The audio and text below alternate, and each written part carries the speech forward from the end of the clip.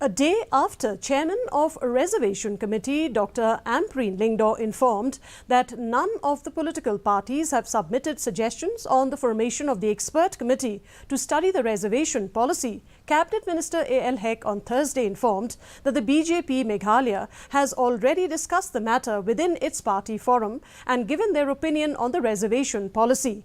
They have given their suggestions to the party and the party will send those suggestions to the government, he added. The opinion of our party for the reservation policy, we have been discussed in the platform of the Chief Minister. We have to the same opinion only we have as per that 100 points from where we will start from the 21. And the same opinion only. So it should go on the roster basis.